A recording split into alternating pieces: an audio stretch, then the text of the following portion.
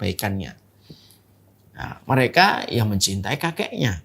Tapi ada peristiwa yang tidak pernah mereka duga sebelumnya. Ketika kakeknya itu sudah meninggal dunia, maka banyak orang yang datang yang tidak dikenali oleh keluarga ketika pada saat prosesi pemakaman.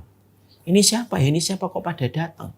Karena mereka sedang bersedih, mereka tidak bertanya siapa-siapa itu yang datang. Kecuali mereka tidak mengenali wajah-wajah dan face-face orang yang datang itu.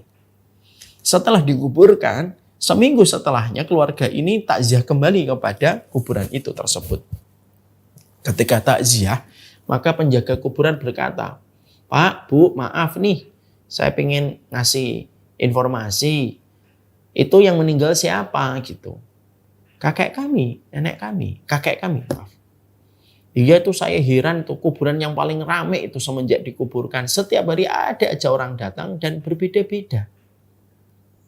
Dan ternyata keluarganya pun kaget. Loh kok kemarin pas ketika meninggal banyak orang datang yang tidak kami kenali. Ini ketika sudah di kuburan juga banyak orang yang ternyata datang. Silih berganti ke kuburannya. Akhirnya akhirnya mereka bertanya kepada salah satu orang yang tertangkap dalam tanda petik takziah kepada kakek mereka. Ditanya, "Bapak ini siapa?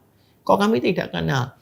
Lalu mengalirlah cerita, "Saya adalah orang yang pernah ditolong kakeknya kalian. Saya pernah dikasih ini, saya pernah dibantu ini gitu. Dan kemarin saya belum sempat untuk datang ketika prosesi." Dan ternyata orang semacam bapak ini, sosok semacam ini ternyata bukan hanya satu, banyak sekali. Yang ternyata itu yang datang itu banyak sekali. Dan ternyata disitulah kita paham kenapa Allah memerintahkan kita baik. Karena manusia itu butuh umur yang kedua. Kenapa kita harus berbuat baik? Karena manusia itu butuh legasi. Dan tidak ada legasi yang terbaik kecuali adalah berderma dan bermurah hati ketika memberi manfaat, menebarkan maslahat. Jadi pada kesempatan hari ini kita belajar dulu. Kenapa sih kita disuruh untuk berderma yang banyak? Apakah Allah pengen nguras kekayaan kita? Enggak. Kenapa itu kita suruh bermurah hati untuk memberi manfaat sama orang? Apakah Allah pengen untuk memperbudak kita? Enggak. Ada 3. 1, karena algoritma kehidupan kita ditentukan apa yang kita lakukan.